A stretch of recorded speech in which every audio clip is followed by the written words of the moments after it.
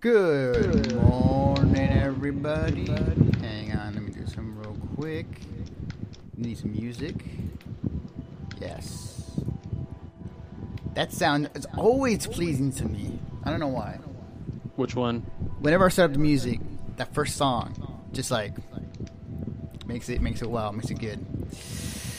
All right, guys. Well, welcome to the show. We're back for 4th of July. Happy 4th of July, everybody. Or yeah, happy America Day. Yeah, or in my books, welcome to Earth Day. So, with me today to talk about everything game news is Greg Dietz. Hi.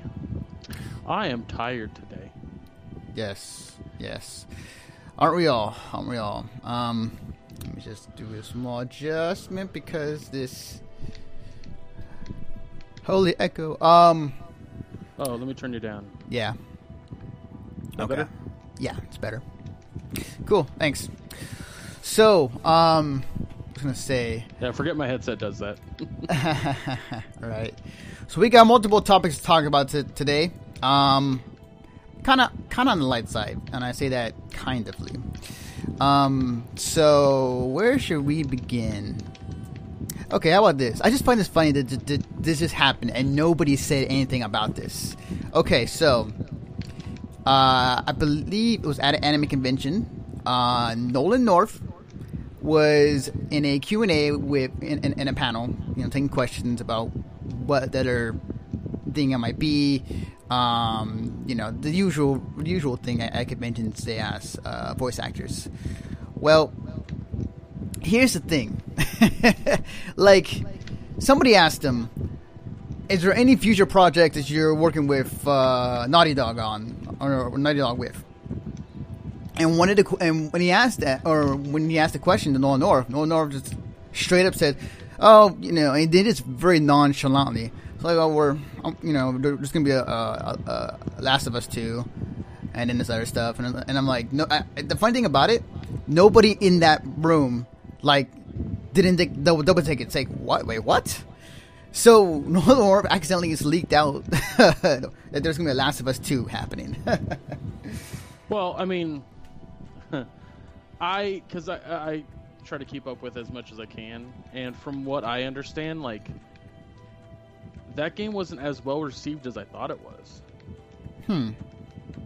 Even after all, there's a lot of people who are like, I don't really care. That was their attitude. When they heard that news. Interesting. Which is really strange. Yeah, didn't that game get a ton of awards and wasn't one of the best games added PS3? I'd say it was, but there's a lot of people who disagree, so I don't know. That's interesting. Yeah. That's very, very interesting. Because I thought everybody loved Last of Us, so that it was a game that was very momentous in the PS3 era. I thoroughly enjoyed it. I thought it was a very clever way and take on, survival horror, if you will. So the fact I'd be surprised if they weren't making a sequel because of how well it did. Regardless of how well it was received, how well it did is a different fucking story, and it did amazing. Interesting. So it'd be really weird if they didn't make a sequel. But it's cool that it's pretty much confirmed at this point. Yeah, I kind of wonder. I just find it funny that happened at an anime convention, and no one just kind of threw it out there. It's like saying that voice actor from Half-Life 2 was like, oh, Half-Life 3 is happening. It's like, what? I don't know if it has the same gravitas to it, but I get your point.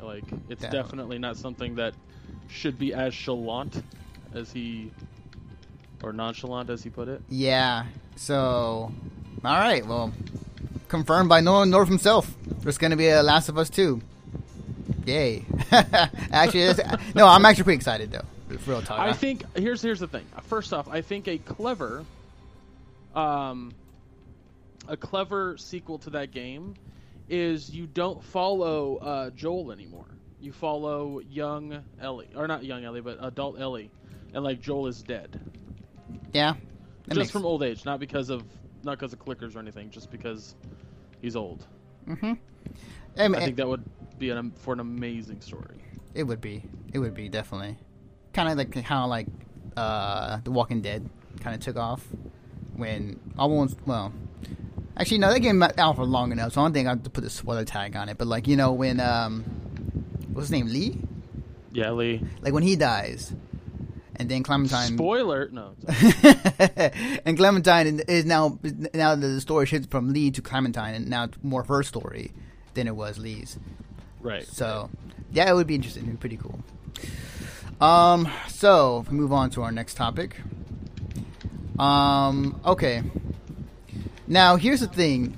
Speaking of like nonchalantly announcing and nobody talking about this, which I find ridiculously just like blows my mind. But like, Sony launches a crowdfunding platform for internal projects. So, what? Yeah, I know, right? This was announced and nobody's talking about this shit. It's crazy. So let me bring this up real quick. I need to switch to website mode. Boom. I'm going to put you over here for now. All right. Sony launches a crowdfunding platform for internal projects. And I'll just read a little bit of this. It's pretty short anyways, but I'll just read a little bit.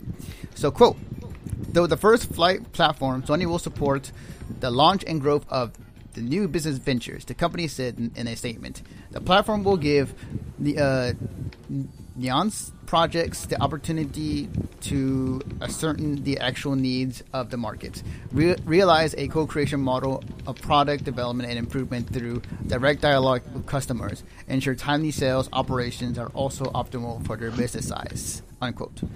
And this is, you can read the whole thing on, what is this, GameIndustry.biz. Huh. So, and they have like a picture here kind of showcasing like the concept of what it would be. So it would be like, teaser trailer would be the first thing, the idea, you know, and supporter and the needs, combine the effort. Then it goes to crowdfunding. And then once crowdfunding, then it goes to e-commerce. Can I talk today?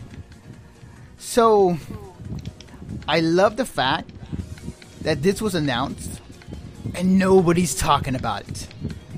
It's like, yeah, I didn't even know about it. I was looking through the news, like, wait, what? So yeah, Sony is launching a crowdfunding. Here's the question. I have a question for you. Okay. Now, this seems like something that a lot of people would just be like, "Holy shit, this is amazing." How many sources are talking about this right now? Because that's an issue that we should probably talk about first. Is that whenever a news story comes out, that it's kind of like, "Whoa, what the fuck?" Like. And how many sources do you have for that story? Okay, so I just typed it into Google right now, and let me switch to me as I did this. I just typed it into Google right now. So far, Game Industry Biz is the first one that comes up. Game Informer, Gamma Sutra. Let's see, we got IT Pro Portal. Let's see what else we got here. CNBC, PC World, The Tech Portal, Game Informer. No, wait, that's for something else, my bad. So, there is a good enough... there's about a handful of websites who are talking about this. Why is... Like, that's so weird that, like, some of the big names aren't talking about it. It's weird. Yeah, I know, right? This is... I mean, like it almost sounds like Microsoft's early access program. It's kind of becoming a thing where these consoles, these next generation consoles, are becoming more like, I won't say PCs, but adapting some of the stuff that PC has, like early access, like crowdfunding, into their consoles. I, first off, hate early access. I think that's a dumb fucking thing, but I have my reasons behind it if you'd like to hear them. Mm-hmm. But I do agree, a lot of these video game companies and platforms and whatnot are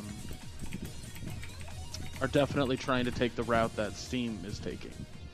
But I was talking about this when like Microsoft was like, it's an online only console and there's going to be no physical copies of games. It's going to be all digital. Like I was like, yeah, okay, they're trying to do what Steam does. Yeah. The other thing I think it's got me thinking is because when you launch a project on Kickstarter, you do get that money that people give you, but part of that also goes to the company as well that's holding that project for you. So Right. my thinking is that Sony wants to cut it at. They want to have people to launch their project on their platform so that the A will also get their money too, and it won't be from a third party. Right. Because even Shenmue is not it's they're not Sony's not doing it in house. Sony's just helping. Yeah. So yeah. Yeah, I get why they want to do it. Mm-hmm. Just to clarify, in case anyone cares or is listening or whatnot, I don't like the early access model because you're basically paying for a broken game. Now I know that it's you're paying for a game early to show interest in it, just like Kickstarter and all that jazz. But 9 times out of 10, and this is a statistic that I was reading recently on, I think NeoGAF maybe, Mm-hmm. but I think it's like 87% of all games that are early access never get finished. Yeah, definitely. So like it's kind of hard to sit there and go like, yeah, I totally want this game and I want it broken. I want to pay $30 for something that is an incomplete product. It's. Mm-hmm. Yeah, definitely. So, on my side, in terms of early access games, like I personally, it's a hit or miss for me. Like there are some projects that are in progress, but I know I trust the developer to complete it. But there are some games where it becomes such a shit show, where they don't know what they're doing, and giving money to them would not help them progress their projects. So, it's hit or miss for me. But I can understand for sure. But yeah, it's a good idea. I think that what they're doing. I think crowdfunding is a better idea. It's basically saying like, sure, I will help you get your project off the ground. I will help you kickstart your project. Like, crowdfunding to me is no different than you going to a company and going, hey, I want to make this indie thing, but I need this certain amount of money, and you're basically getting a loan. The difference is that with this loan, you're promising a specific product, and that makes sense to me. It makes perfect sense to me to do crowdfunding, but it doesn't make sense to me for someone to be like, I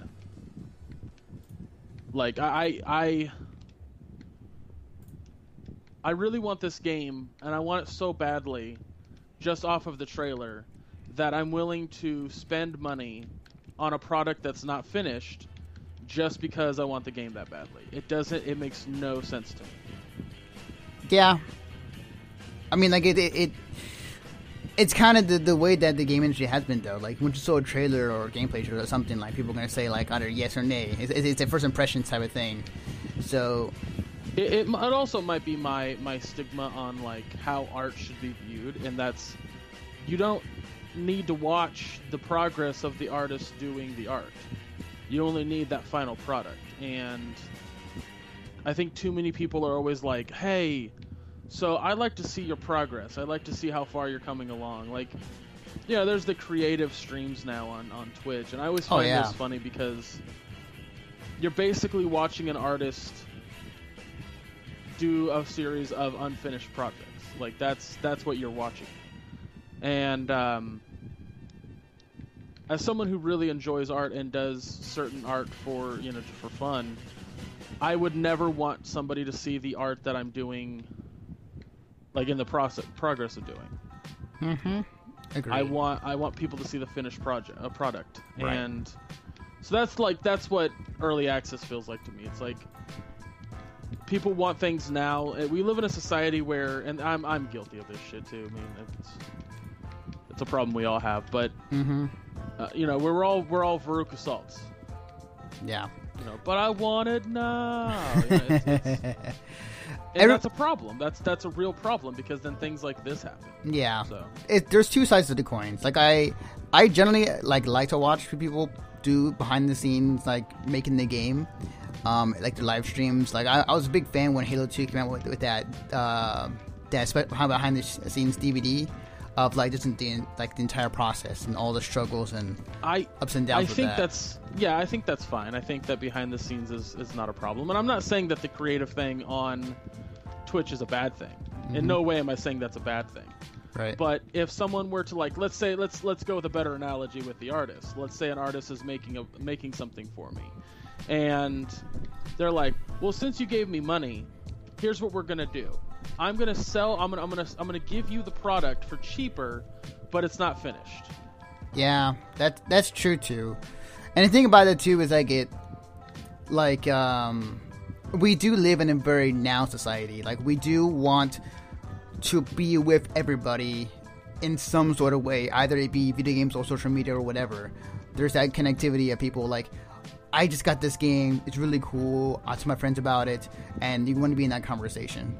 So we are in that society, and it's kind of how it is right now. But people are just nowadays. People are more smarter with their money than they were back then, especially for Kickstarter and any projects. So, and especially early access too. I think people have gotten a lot smarter ever since it got started. So, I don't know. Well, that's debatable. Have you seen what they're doing with Destiny? Just saying. Oh, well, we just talked about last week. I know, I was being facetious. Yeah, Destiny. Okay, so, from here, let's talk about this because, like, this actually broke today and I just watched it. So, let me put up the B-roll footage right now. Okay, so Minecraft, they had a story trailer that came out today. Yes, I believe it's amazing. So apparently Minecon's happening this weekend. Like I'm not too up and up on the Minecon convention scene, but like, they showed out the first story trailer and the cast of characters and kind of, I guess, a vague look at what the gameplay would look like. I'm down for this. I definitely wouldn't say it was vague. I mean, in terms of like how the combat would it be the same as Minecraft it is, or would it be completely different? From what I could tell, it's going to play just like any other Telltale game. I was also reading a giant thing about it because I'm a huge fan of the Telltale games. I think that they are immensely fun. And the reason that I do, and this is coming from somebody who doesn't like QTEs, the reason I love Telltale games is because they are legitimately entertaining in terms of storytelling. A lot of people will sit there and say that gaming is about gaming, not stories, blah, blah, blah. Well, not all the time. And I think that Telltale definitely knows how to tell a proper story. I'm sorry. With the Walking Dead series. Season 2 might not have been as good as Season 1, but that tends to happen. I personally think that Wolf Among Us is unbelievably amazing. The Game of Thrones series so far is a lot of fun. I legitimately, like, in episode 1, I was really upset that name redacted died. And it and the Borderlands one, dude, it's fucking top tier. So the fact that they're sticking within the Minecraft universe. So all the terminology they're using is within the Minecraft universe. They're just animating. I think they're animating within it as well. Yeah, it looks like it too. So also they got fucking Patton Oswalt and Brian Posehn to lead two of the main characters. As a matter of fact, Patton Oswalt is the main character. Yeah, it's like that's holy shit. That's awesome. Yeah, like have you ever seen those animations online where people animate within the Minecraft game and all of a sudden the limbs are they're able to bend and like it's just animated within it. That's kind of how it looks. It's gonna be that. Right. So, I don't know. I'm very excited for it. Like I think it looks great. I was really skeptical on it because with every other game they've ever come out with, they've had a pretty standard universe to work with. Mm-hmm. That sounds weird because Minecraft's a standard universe, but like Walking Dead, they have a story there that they can already work from. With Borderlands and Game of Thrones and Wolf Among Us, like there's things to work with already. So how are they going to make a story based on something that doesn't have a story to begin with? Yeah, it was a really interesting challenge, but with this trailer, they kind of showed off. It's like, oh wow, we can create the storyline in Minecraft and make it work. And watching the trailer, it's like, you know what? I'm down to play this. I really am. I'm also kind of excited to play a game with my nephews from Telltale. Oh, really? Which one? This one. Oh, okay. the only thing I find it funny is like the title of this is like Minecraft Story Mode. I was like, I think that's a very clever name, personally. It's corny. It's corny, man. Sure, it's corny, but it's very clever. Like it's right. Because there's no story mode in Minecraft, so yeah, definitely. There is none, and it's interesting to see that there finally is one. Again, I'm down for this. I'm convinced by the trailer, and it looks good. I like it. I kind of wish like it was like an animated series after watching that, though. So. Well, here's the thing with Telltale games. They ain't hard. That's true. That's very true. Unless you really, really fuck up and make the wrong choices. Okay, so going off from Minecraft, let's go to the very simple geometric shapes of Minecraft, to the world of Star Wars. This past week, there was some leaked footage of Star Wars, and this included multiple modes: survival mode, big team battle, and then some regular matches of just like the entire thing. Are you talking? Hold on. Are you talking about?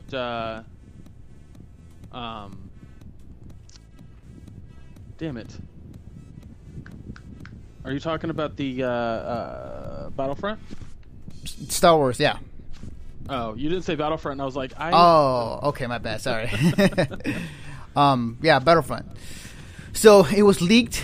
There is multiple full HD videos, which I got hands on actually, and I watched a few minutes of some of them. Holy shit, this game looks good. I think they're running on PC builds, if I'm not mistaken. It might be on a PS4 dev kit or whatever. But goddamn, this game looks good. The frame rate is just deliciously like 60 frames per second. My God, just please right now. What's funny is I'm very excited for this game, and what makes me laugh is that I was watching what the hell's his name? Angry Joe, I think it is. I think I might have saw that, or might have heard about the Angry Joe was. Well, I'm trying to think if that's his name. That's what I'm trying to think of. Oh, right. Yeah, Angry Joe is his name, or that's the thing goes by. So yeah, he was talking about it, and he was sitting there saying that when he was at E3, like everyone on his forum and whatnot was just like, Joe, you gotta go check out Battlefront. So because he was talking about his 5 top things at E3, and then of course he goes into the negative stuff. He's Angry Joe. That's what he does. One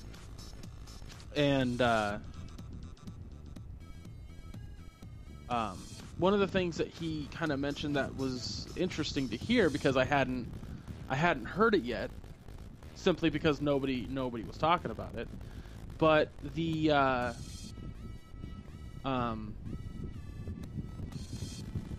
apparently the game is really disappointing. Really? Yeah, like he was talking about how he went in and he immediately started playing, and he was like, Hoth was really, really small. And the other issue that he had was that there's no squads. There's no squads in the game. You go in, it's a bunch of players, and you're able to spawn on somebody, but that's about as far as that goes. The flying is single joystick, not dual joystick, which annoyed him. And because the map was so small that he played the demo of at E3, when he was in the X-Wing, which first off, the X-Wing is a situation, which I kind of saw that, which was you don't get to spawn in a hangar and jump into an X-Wing. You have to, you just spawn in an X-Wing above Hoth. Like you fly over and you shoot AT-ATs or AT-STs, and then you fly around the map again, and it almost feels like it's on rails. is what he said. Hmm. That's the first I've ever heard a negative thing about the demo at E3. That's interesting. Everyone else that I've heard talk about it's just like, it's so much fun. It's really, really fun. Right. I mean, to counter part of Angry Joe's argument there, like, the reason why there's no squad is because, like, that's kind of how Battlefront was in the previous iterations. Like, there was no squads you can just jump into. It was like you spawn and you kind of run with your other teammates or AIs. It definitely seemed like during his rant that he wanted a Battlefield Star Wars game. And DICE is kind of like, DICE came out publicly and was like, we're not making a Battlefield game that just has Star Wars skins. That's not what we're doing. Right. We want to make a Battlefront game that's new and feels different, but is also reminiscent of the past. Yeah. I mean, like, there's a reason why they're making the new Battlefront game in the first place. That they bring some of the stuff that people like. I'm 60 frames per second now on my camera for some reason. But, like, that is, I mean, yeah, like, it makes perfect sense. Like, people want a new Battlefront. So they'll bring in some elements from the old game and then bring some of the new stuff that, with the Frostbite engine and what DICE knows to do with the Battlefront games into this one game. Also want to say real quickly, our mod, Common Rider Tag, says about this actually is, so it's basically Call of Duty Wars or Battlefield to be more accurate. Honestly, I think he's overreacting. It's a demo. There's obviously not going to be much to it. Why is he expecting like 5 million things to be in a little demo when it's only supposed to be showing a small shade of gameplay? It doesn't make sense. I completely agree. I just thought it was interesting. That was he's so far the only negative person I've heard say anything about, only first person I've heard say negative things about the game. I don't know why I couldn't say that. And he even admitted that, like, he was like, maybe I'm just putting too much into it. Maybe I'm expecting too much out of it. But, like, he goes, I don't know. I just, there are two sides. I wanted the flying to be better. I wanted this to be better. I wanted, like, and all it did was it felt like Call of Duty just in Star Wars. And I'm right. like, that's the first I've ever heard that. Right. Like, I've heard people talk about it who are, who were super skeptical about it. Like, right. So the Funhouse guys, Bruce being specific, he was incredibly skeptical on the game as a whole. He was just kind of like, it's not going to be as good as everyone wants it to be. It's gonna, it's going to be okay. And then, like, he played it at E3 and he was just like, it's amazing, guys. It's really good. Part of me, two sides of me are saying that the reason why Angry Joe had that thought is because of two things. I think, and I think this is because of what a lot of us were thinking about. It's like, when that trailer first shown at the Star Wars Celebration, that they quote-unquote in-game footage trailer, like, we want to see gameplay footage. We're just very skeptical. It's like, how does this game look? How does it play? And we're just wondering, what exactly does it look like? And we're just, like, worried that they might, they might have fucked it up. The other side of the coin, too, is that Angry Joe is Angry Joe. Like, that's his shtick. So, like, him coming out and saying... I agree. I completely agree. In this particular video, though, he was completely calm and being himself. Okay. All right. Well, so, I don't know. I retract my statement, but, it's just kind of... It's just like... Yeah. Well, he was with a buddy who was... who I've never seen in any of Angry Joe's videos. The reason that I was watching Angry Joe in the first place, because I normally don't, was I was just on YouTube, and I was just looking for something to watch, and YouTube has that, like, recommended video thing based on an algorithm of shit that you already watch. Mm-hmm. And apparently, me watching the Funhouse Destiny video was, I guess, reason enough to recommend Angry Joe flipping out over Batman Arkham Knight. So. Gotcha. Oh, YouTube, and you're believing that what we want to watch. So yeah, it looks good. In my opinion, I love it. Cannot wait. Just please. Yeah, I'm very excited for it. Please, I'm gonna play the crap out of that game when it comes out. It's just the online needs to work, honestly. Oh yes. Yes. That's the biggest thing right there. Oh man. Like it can have like a little bit of wonky flying because let's be honest, Battlefield has wonky flying. It takes a while to learn how to fucking fly in that game. So yeah. And I hope. Okay, I'm gonna message right here, Dice. If you're listening, if you're watching this video, I have one message for you. Please have your servers ready. You had a history of servers always breaking down and when a new game is launched, and you come out saying like, "Oh, we did not expect so many people playing this game." It's like, dude, this is don't screw this up. Don't screw this up, man. Well, I mean, let's be realistic here. It probably will be broken on launch. It probably will. I know. Every fucking game is broken on launch. I mean, not broken per se, but just like servers being able to. That's what I mean by broken. Oh, okay. That's what I mean by broken. Like, okay, gotcha. The servers aren't going to work. There's going to be issues. Dice is going to come out like, sorry. That's going to happen.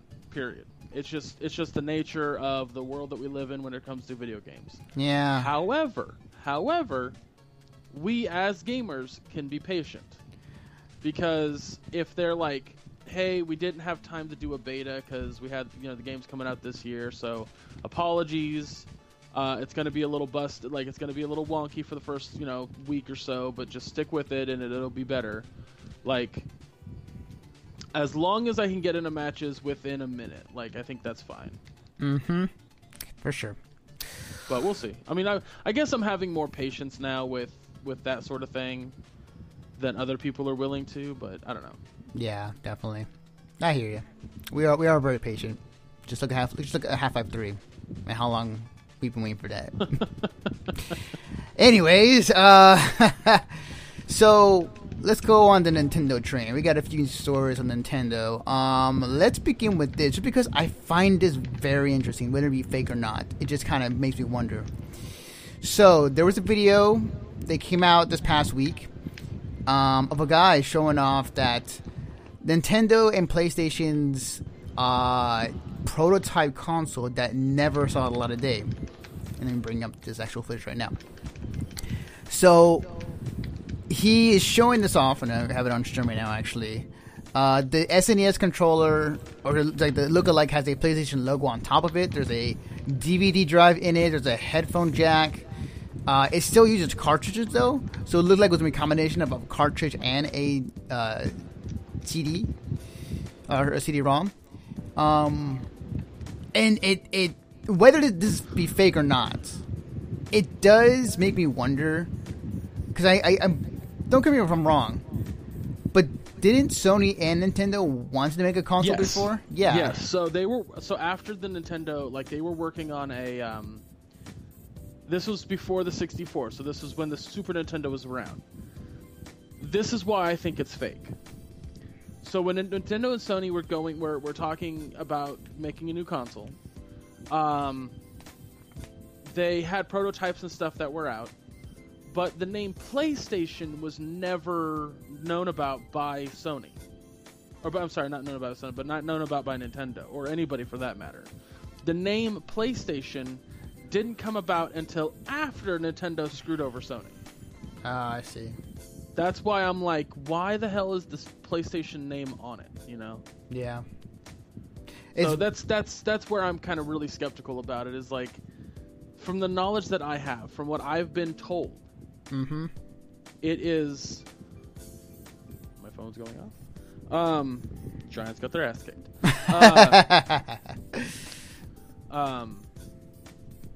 It just seems like a fake thing that somebody wanted to put together to be like, hey, look at this thing I found that's totally not real. Yeah. If I'm wrong on that information, if I'm wrong that the name PlayStation was being thrown around at Nintendo and they made a prototype, then the knowledge I have is wrong. But from everything that I've read, everything that I've been told, it is absolutely a fake. Just because I know that Sony, like the guy who was working with Nintendo on developing the console, after Nintendo was like, hey, we actually went to Philips for the 64, the guy who was working at Sony was like, that's also true, Common Writer says, The guy was like, well, what do we do now? We have all this technology that we're working on. We got fucked over by Nintendo. What do we do? And Sony was just kind of like, put out a system, like give us something that you have, and exactly, Kamen Rider. Give us the prototype, and then we'll see. We'll go from there. And so he worked on it, and then like they still didn't have a name for it, from what I understand, even with the prototype. And it wasn't until I'm trying to remember when and how they came up with the name PlayStation, because it had something to do with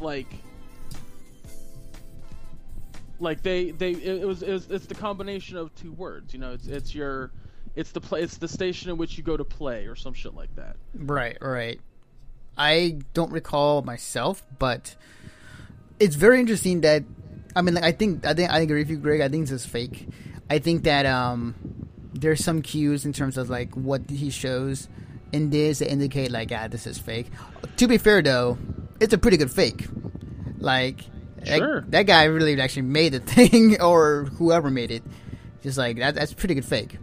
Yeah, it's very interesting. And I heard no comment from Sony or Nintendo about this. So, I mean, like, they confirm or deny, but I think this is fake. I think this is interesting. It's very interesting just to talk about, just in terms of like how, what if history was altered? What if, you know, Nintendo and Sony did come together to make this console per se? Like, what would the game industry be today? Yeah, that's another thing. Like Kamen Rider was mentioning in the chat that, you know, DVD technology wasn't a thing until 1998, and even though that the PS1 was released in 94, it didn't use DVD. It used CD technology, used CD-ROM technology. So that's why, like, there's just so many things about it. I'm just like, I think it's bullshit. Yeah, it's cool though. I like it though. I respect the guy who did it though, but. Yeah, it's interesting for sure. Sure, if he came out with it was like, look at this like what if thing I made, I'd be like, that's rad as shit. Yes. But that's absolutely not how he's presenting it. Yes, agreed. So the second topic in our Nintendo train of news is that they announced this past week they have closed down Club Nintendo. Now, Club Nintendo was a program where you can opt in the United States. It's still around for other countries outside the United States.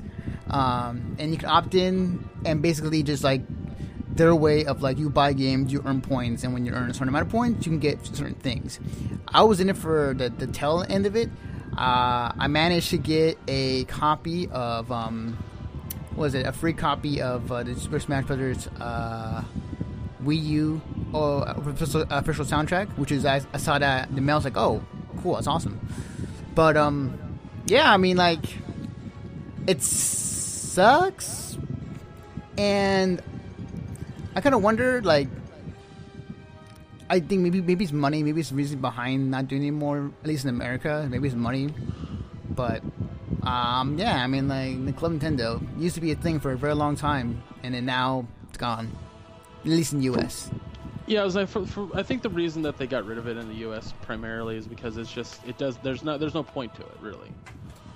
People don't subscribe to it. Sorry, I'm playing Rogue Legacy. Oh, okay. I'm trying to kill one of those stupid paintings. Just people just don't buy it anymore. Like, people don't subscribe to it. It's kind of like going and goddamn paintings. You know, people go into GameStop and they go, you know, do you want to pre-order a game? Well, most people don't want to pre-order anymore. Most people want to wait. You know, like a responsible person with money would do. Wait until it's released, see how well it does, then go from there. Mm-hmm. But instead, that's not like.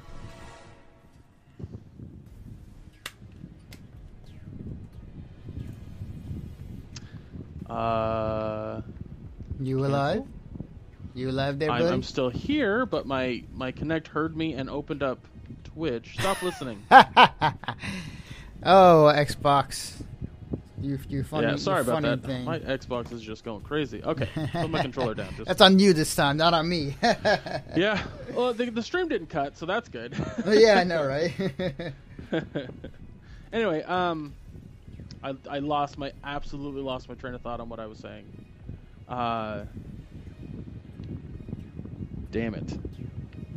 What were we talking about? We were talking about. Sorry, I just got a text. We were talking about Club Nintendo. That's right. Yes, thank you. Jesus Christ. From what I was reading, because a lot of people that stream for Heat were really upset by it because they all had accounts with Club Nintendo, and I was listening to them talk about it on stream, and the reason that they were upset was because they felt like their money wasn't going anywhere. I was like, well, they're rewarding the people who are still there. It's just you can't get a new subscription to it. And from what I was reading online, yeah, stuff like that's a reward. I'm 30 seconds behind. Okay.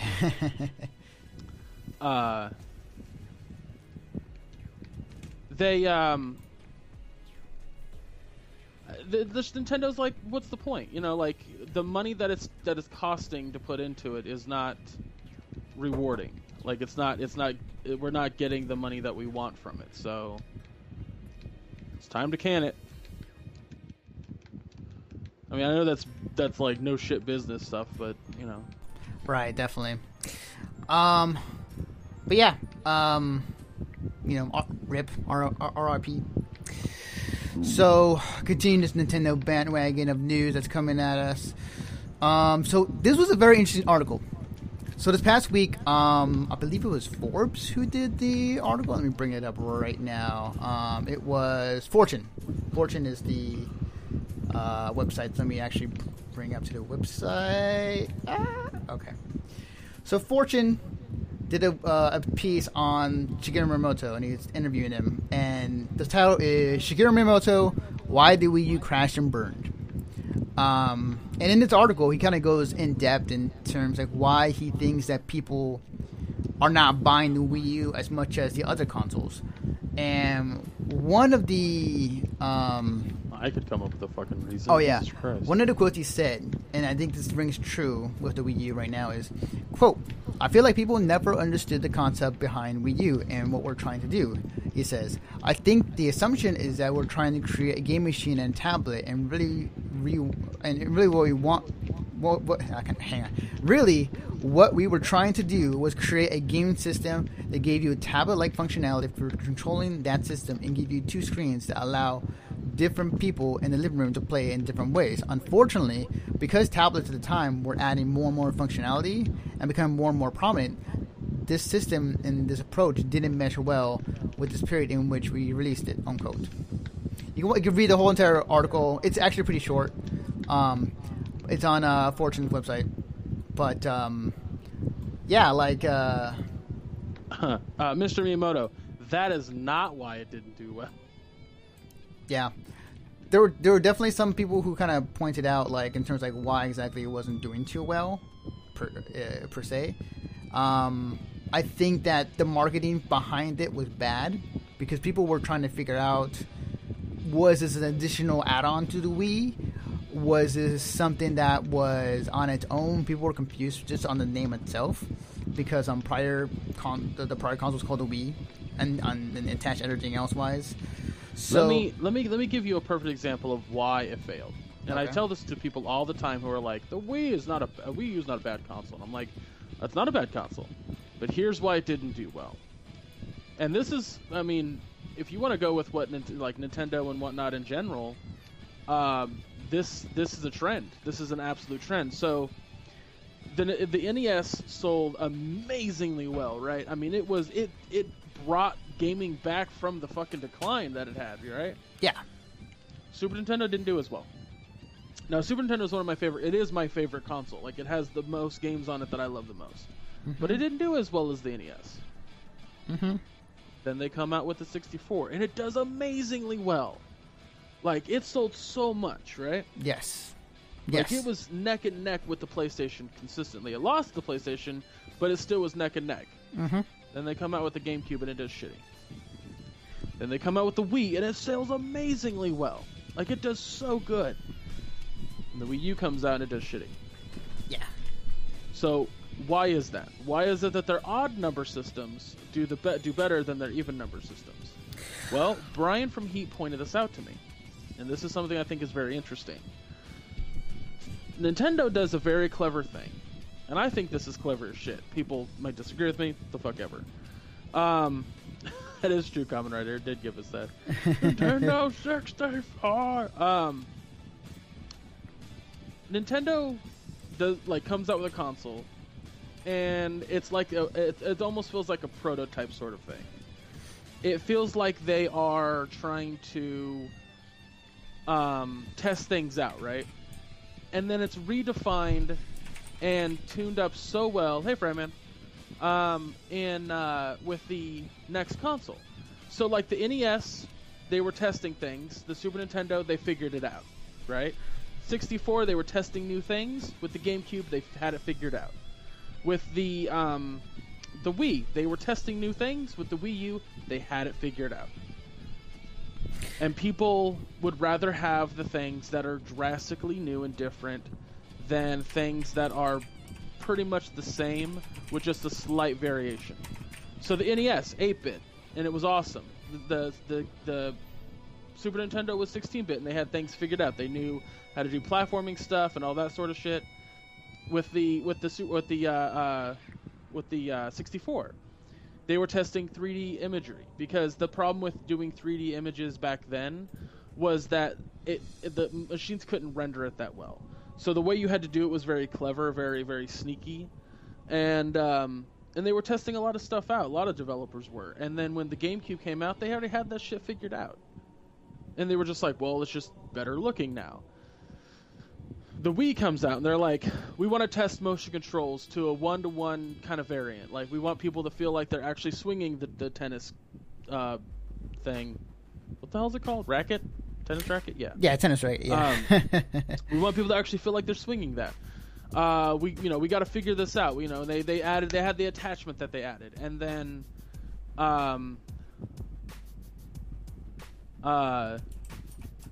and then the Wii U comes out, and they're like, we already figured that out. We got that going down. Let's try to do some tweaks and variations and make it look a little bit better. And people don't want that. People just don't want that. The reason that the reason the PlayStation and the Xbox sell like they do is because, for the most part, the systems don't change that much. They're just better looking. The graphics go up. That's it. Yeah. They don't try innovation. They leave it to developers to do innovation. Agreed. And that's where Nintendo fails. That's why their second console always does terribly. And again, I found, like, when Brian pointed that out to me, I was like, well, that's really fascinating. That actually makes a lot of sense.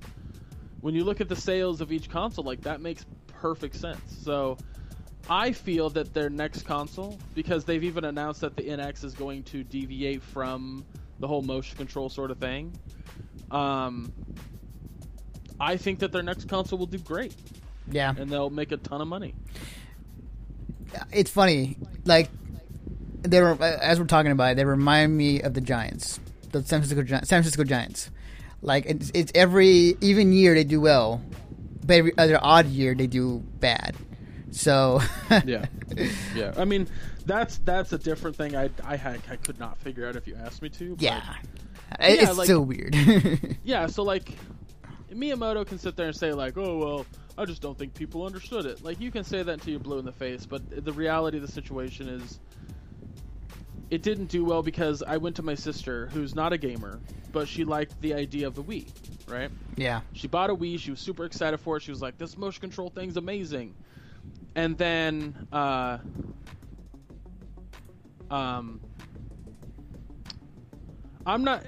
Damage. I'm not saying that they don't try to sell it with a new gimmick every time. I'm saying that every odd number one, they try to sell with a completely new gimmick. And then the next version, the one right after that one, is they have a slight deviation on said gimmick. Yeah. Like, having the Wii U still use the motion control, but they're like, now we have a tablet. It wasn't enough to bring people in. Yeah. I was gonna go off of that. Like, I agree. Like, I think that Nintendo would go and they'll have some sort of gimmick with their console, but it would be in a way that one console generation, it would be like a gimmick, but not as huge or not as built into the system as it should be. Whereas, like, say the Wii or the Wii U had a huge gimmick. And, like, it was the Wii motion controllers. Motion controls everything, this entire gimmick for this console. And that was their selling point. And did gamers want that? Not really. No. Like, we don't want to actively be into the game to really bring our experience that much better. Because it really doesn't. Like, when the Wii came out. When I was playing Zelda at my friend's place. Like, I wasn't, like, swinging my Wiimote like a real sword. I was just sitting in my chair going, just like flipping with my wrists. So, because, like, it didn't really add anything to it. It was just the problem with gimmicks, and I've talked about this on the cast before, is that gimmicks don't last. Like, people just don't give a shit about gimmicks after a certain period of time. Right. Like, you can have as much, like, oh, this is really cool. Like, I really enjoy swinging my arm around, like, until you're blue in the face. But at the end of the day, like, it's kind of like the Oculus Rift thing. Like, it's going to be cool for, like, 1 or 2 games, and then it's going to suck for the rest of them. Right, definitely. But yeah. Oh, sorry, go ahead. Sorry. Yeah. No, I was gonna say, it's just that's just how I see it. Like, it's never going to be. I feel, like I said, their next console is going to do great. Because whatever they have going for it, it's going to be something new, something relatively innovative, and they're gonna really enjoy it, really enjoy the success, and I feel that people are gonna enjoy it. Oh yeah, definitely. But the one that the 8th console they come out with is gonna do terribly, which is funny because they do this with their consoles, but they don't really do it with the handheld. So, like. Oh, maybe they do, because there was the Game Boy. I mean, their handhelds have always done great. Yeah.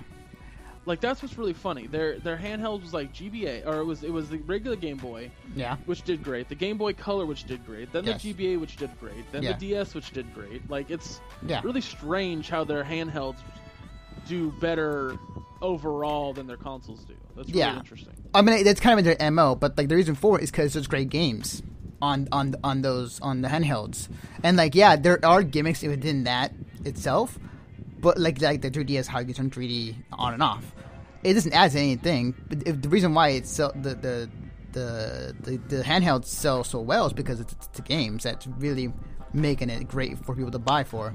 Right. I want to kind of respond to what Damage said here. Yes. But you have to put into context as to why Move, iToy, and the Kinect were even made. It was because the Wii U was selling as well as it was. Oh, yeah. Oh, not Wii U. I'm sorry. The Wii was selling as well as it was. Yeah, the Wii, yeah. I was working at Walmart at the time that the PS3 and the Wii were sold. I actually started working there shortly after the Xbox 360 had just come out. So, like, it was 2006 in March. And 2006 is when the PS3 and the Wii had come out. And being someone who worked in electronics at that time, I wanted to keep up on all the current news. So when, people would come in and everyone thought the PS3 was going to be the big fucking thing, the thing that everybody wanted. No one could have foreseen us having, like, backstock of PS3s and couldn't keep Wii's on the shelf. No one could have seen that. That's what I was getting at, Damage, is they did it as a response. Yes, agreed. Yeah, that's all I'm getting at. Because what I remember very specifically was the Wii U, we couldn't keep it on the shelf, and then, like, I think the E3 right after that particular sale, so, like, 6-7 months down the road, all of a sudden, like, Sony and Microsoft were like, we have motion control things too, except it's better because you don't have to have a controller. Well, I think Microsoft was saying that, but now, like, today, I'm using my Xbox One right now to be on Skype because it's the best mic that I have in my room. This headset. I have this Kinect because I use it as a camera. I don't use this thing as anything other than a camera. I really, really don't. If there was a way that I could have it stop listening to me altogether, I totally would. And just use it as a camera, but I can't. And you can't even buy an Xbox One or a PS4 with a camera. You can't. No. Whether it be the Eye or the Kinect, like you just can't. Yeah. And that's simply because, like I said, the motion control thing is a gimmick. 3D is a gimmick. And they're not going to last. Virtual reality, a gimmick. Mm-hmm. There's something that's much better about playing a game, relaxing with a controller in your hand, than there is jumping around and moving around. Like, when people enjoy the entertainment, it's supposed to be relaxing. Yes. There's nothing relaxing about moving around. Right. So as a party game, like, hey, I have a Wii, let's play tennis. Like, yay, that's fun. But I'm not going to sit in my room by myself and play fucking Dance Central with nobody watching. That's just not going to happen. Agreed. And I don't see anybody else doing that. Agreed. But yeah, like, it's interesting. I think that the article is very interesting. I think that Nintendo and people of the staff is really opening up more as the later years come by with the Wii U. But I suggest you guys to go read that article. It's pretty good. So we got like 2 or 3 news stories I want to go before we end the show. And then the last bit of Nintendo news is Nintendo is looking at early access for games on its consoles. Jesus Christ. So something we talked about today. Actually, bring up the article right now. Yeah, and I just went off on early access too. Yeah. Hang on, give me a minute, guys. Let me switch to the website. There we go. Okay. So on Polygon.com, Nintendo definitely looking at early access for games on its consoles. And I'll read this quote this long quote right here. It's a paragraph. Quote: "We had to change politics over this guidelines," he said. "I mean, we basically created almost an early access type of situation because some of this content isn't even coming out until towards the end of the year. So to be able to give such an early visibility to some of the developers in these builds, there were a lot of work that went into them. If early access were to come to platforms like the Wii U and 3DS, Baker said the biggest benefit would be how it would operate as almost as sort of a beta test for developers. Quote, we're working out some of the kinks, the server loads, or what matching those expectations so that it's a prime experience when the full version actually launches. He said, so there be some benefits there, but I think it's a very sensitive topic because you wouldn't want to ask for money for something that doesn't become fully realized, unquote. And you can read the entire article on Polygon.com. Okay, so that seems like a different situation than just straight up early access. That sounds like a more of a if you like, you know for a fact that if you were to get an early access game on the Nintendo, that you would get the finished product eventually. Right. That I like, or a guarantee of something like. Yeah. That, because again, that's what I don't like about early access on Steam is there's no guarantee that the game's going to get finished. There's absolutely no guarantee. Agreed. A system like that in Nintendo's wheelhouse is great. I think that if they can moderate the games are coming in as early access and make sure that those games come out fully completed, I think that's great. I think it's awesome. I think that's... I do think it's brilliant to get people to pay to be beta testers. I think that's a special genius that I could have never thought of. Yeah, thinking about it, because like it like sometimes here's the funny thing: it's like when games come out, like people will have to pre-order the game to beta test or get it early, and they're just being used to test out the game, stress test it. And this system, this works completely. You pay to be a beta tester, and you could, depending on what games you want to do, you can definitely do that, and it's. They get their money, Nintendo gets its share, and you get to be able to be part of this game in some sort of fashion. So, everybody wins. So it's interesting. I mean, if you want Royal you, not you, Anthony. If you want to pay to test a game that may be broken because you're just that excited for it, be my guest. As the Talking Silverware say in Beauty and the Beast, be my guest. But I wouldn't recommend it. I don't think that it is a viable way of spending your money. Right. I think it is actually a very unsafe way to spend your money because you are trying to say this without sounding like an idiot. Which, I mean, let's be honest, that's not my best thing. We pause the game also.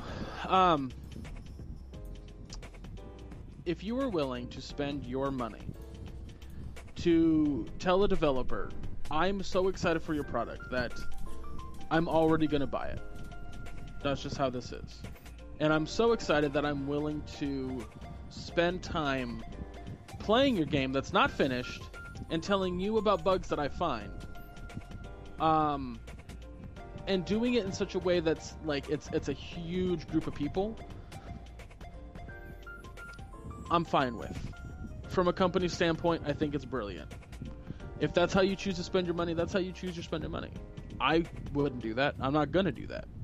I think that's a really weird way to handle your time.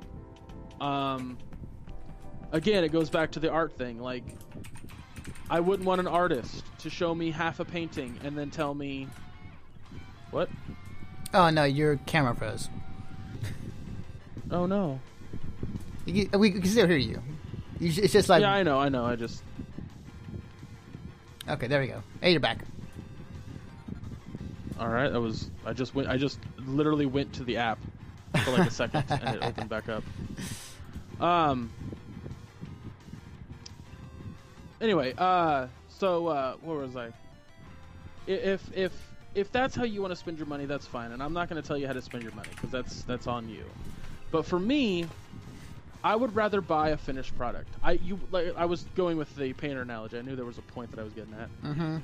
You wouldn't go up to a painter and ask them to paint you a painting, or like they say, "Hey, I want to paint this painting of you," and you go, "Cool, all right. Let me know when it's done." And they come up to you with half a painting and go, "Well, I'll charge you a little bit right now to look at it." It's like, well, why? Why couldn't you just give me the finished product? And this goes with pre-ordering as well. Like, I'm a big advocate. Pre-order. You absolutely can pre-order. However, do it more intelligently than like E3. They announce a game that's coming out at the end of 2016, and you go pre-order it now. Like, don't go pre-order Gears of War 4 right now. Wait until it's like a month out and then pre-order it. Yeah. Or become... And realistically, pre-ordering is a fucking ridiculous concept anyway. Yeah. Because they never run out of copies of games. Yeah. I mean, like, it might be a thing back then, but it's not today. I will say that you could pre-order a game, but if you're really lucky, that would turn out to well. In my case in point, I went to, I believe at the time it was called Funkoland, like way back in the day. Yeah, Funkoland, Jesus Christ. So it was immediately when I heard about Halo 2 was being in the works, and I think I found out by walking in, and there was just a picture of like Master Chief from Halo 1, like with the Needler in third-person view, and just says Halo 2 is in the works, and I didn't believe it. I was like, oh shit! So I pre-ordered that, and I held on to that pre-ordered ticket for about 2-3 years until the game officially came out. By then, Funkoland was no more, and it was now GameStop. And then, like, I brought it to them. They're like, look at it first. It's like, yeah, we'll still honor it. So then, yeah, I got lucky. Yeah, you did. Yeah, so, and I was all proud of it too. I was like, oh my god, I held this ticket for so long. Like, yeah. The times that I've really ever used pre-ordering is when I let's see. Back in the day when I was working, if I had to pay bills or something like that, I didn't know how much money I was going to have at the end of the month. Or I didn't know how much money I was going to have when the game released. Like, I get paid 2 weeks or like a week and a half before it comes out. and I know that I'm terrible with money, so I'm going to go in like a week and a half before it comes out, pay it outright, so that way the night it comes out I just get it. Right. Like that makes sense to me. Yeah. That's something like that's why you pre-order, so that way you've already bought it. Like you already have it. Pre-ordering like way too early like tells the developer we already have their money. They're already getting the game. So what do we care? I mean, this was proven recently with Batman Arkham Knight on the PC. Mm-hmm. Agreed. Like the game is fine. The game's great. It's not an unfinished game, but it's absolutely like they didn't give a shit about the PC port because they knew people were going to buy it. At least Warner Brothers did. Well, Rocksteady, I don't think. Until Rocksteady should have outsourced their QA team, but whatever. Well, that until like Steam says, "Hey, you get the refunds now," and they see a mass amount of refunds. Oh yeah. Rocksteady and W took a huge hit on that. Yep. The power of the players. But that's besides the point. The point is that like everything you do as a consumer, you're telling the company how you feel about said product. So if you're telling the if you're telling the company, I don't really care about how you're going to sell me the product, I just want the product, you're defeating the purpose. Agreed. So I don't care about quality, I just want it. Right, definitely. That's all you're telling them. Definitely. So time will only tell. I mean, it's a thing we keep on saying, but it is very true. Time will only tell how things turn out with Nintendo, with the early access, and how much of a success that would be, or something that it may fall flat. Or maybe it's something to carry over to the next console as well. Maybe something they're testing it now on this console so they can adjust it for the next console. So who knows? So I'm going to bring up two more news topics, news before we end the show. Do keep in mind that I'm streaming at 1 o'clock, so... Right, definitely. So, we got two more. One of which, I just want a quick shout out. Dota 2, as of right now, for the International, which is... The Dota 2 International is a huge event. It's like their Super Bowl, pretty much, of Dota. And for people who don't know, Dota is Defense of the Ancients 2, which is a sequel to a game that Blizzard made in Warcraft 3. That was a mod. Right now, the prize pool for the 2015 Dota 2 International sits at $15 million right now. It's a whole lot of money. It's crazy. It's just one quick shout out, like the amount of money that this and other esports games have been getting as of late has been ridiculous. I've never seen so much money thrown at these games as of late than this past year. What a lot of people don't understand, a lot of older people, I should say, don't understand is that the thing that interests the masses and is going to get them to watch is the thing that's going to make the most money. So, hey, I have this new thing, right? And I put it out to the public, and I go, oh, hey, by the way, I'm having a tournament for it. I'm having a tournament, and the prize pool for the winning team is $500,000. You're gonna get so many people playing that game and trying to get good at it, and then when the tournament happens, it's going to be really fun to watch because all these people are going to be they've trained so long and hard that they're amazing at it, and it's fun to watch. Whereas you watch a sporting event and these guys already get a salary, they already get paid. It's ridiculous. With it doesn't matter how well they did, they've already getting paid. Mm-hmm. Sure, some of these like high-end MLG guys are they have sponsors and stuff, but they're not getting paid the huge bucks. They're not. That's just not happening. So that's why these. Yes, hit that follow button, guys, if you like what you're watching. Yeah. That's why a lot of these big events, like Evo and the damn it, I can't think of the name you just said. Hearthstone Invitational and the League of Legends tournaments and I just watched Twitch just had a thing about a Pokemon card game tournament. Yeah, that's ridiculous. The reason that they're fun to watch, the reason that there's so much money being put behind them, is because the new generation is like, I'm not gonna watch that dude that gets paid way more than he deserves, just because he happens to be good at this game, or good at throwing a ball. Yes. Agreed. It is definitely a different time, a different generation, and it's our version of sports. Like, well, somebody looks at the quarterback of San Francisco and believes he is good or not and gets this amount of money. It's the same to us as seeing like Justin Wong winning Evo last year in Marvel. So right. I just want a quick shout out to Dota 2. Just the amount of money that it's making right now is ridiculous. And speaking of esports, one last thing I had to bring up. Thanks to Common Rider to bring this up too as well.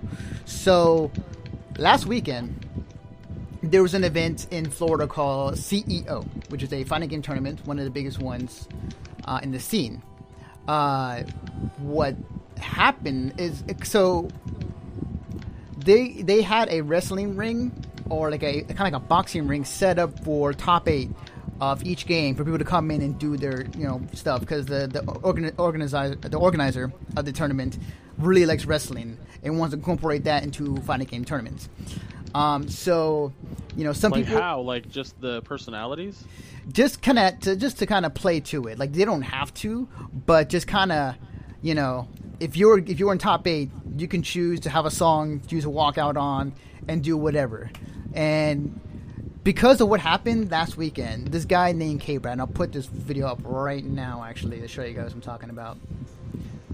So this guy, here we go. Come on, hang on. Do us some justice. I'll let the video play with audio. Let me pause this actually. Stone Cold Steve Austin, eh? Let me see something. You better be popping something over your head. That's interesting. Oh, okay. Oh, he got the bop. He got the bop. Oh, we got the bop. We got the point.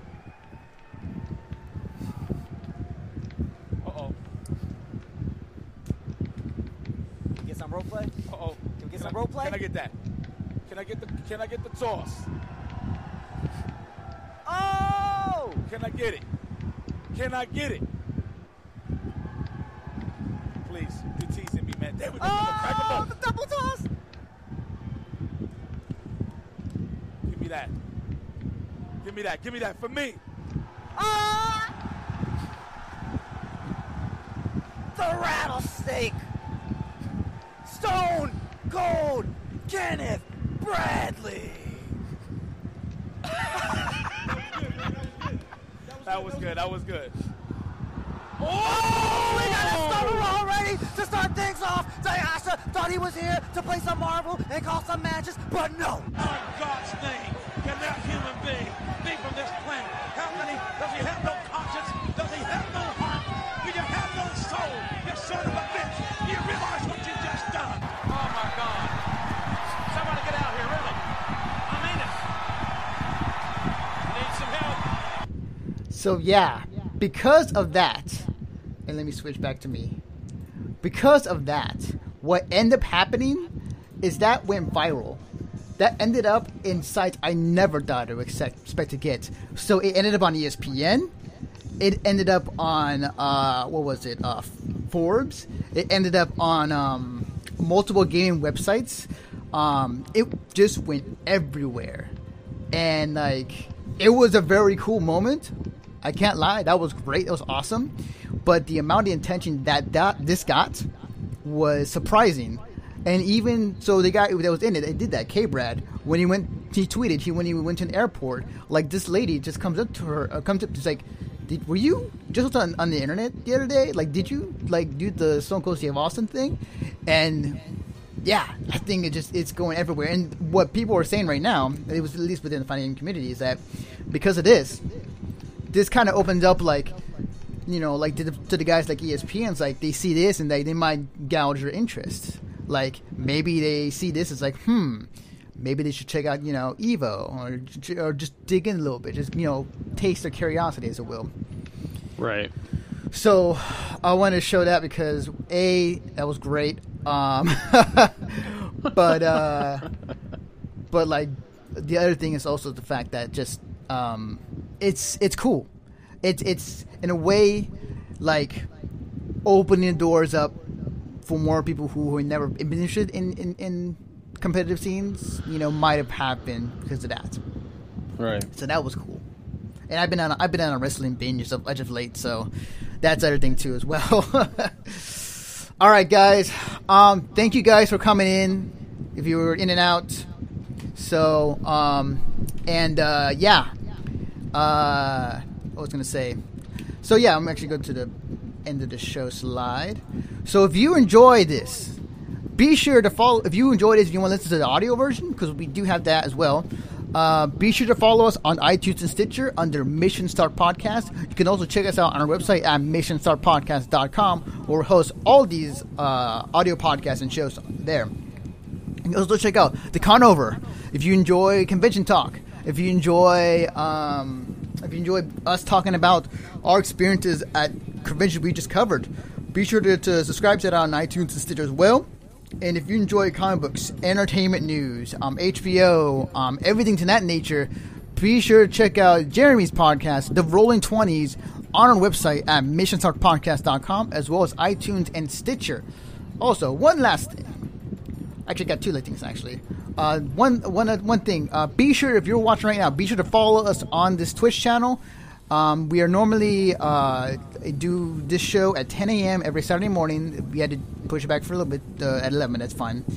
You normally do this show every week, every Saturday morning. We talk about the latest news in the game industry, and we give our thoughts on it.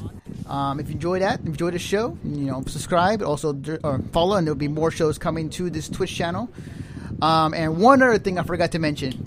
So, Mission Start Podcast will be at San Diego Comic-Con this year. It's going to be me and myself, and some others are going and covering it.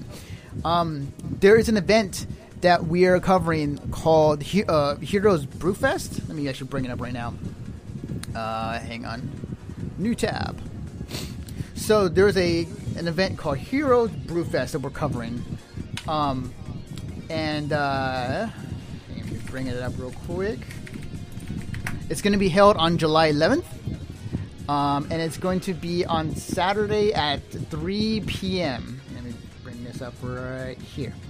So, at 3 p.m., 3 to 6, there's still tickets available, and if you use discount code Mission Start, and I'll put that in the chat right now, actually.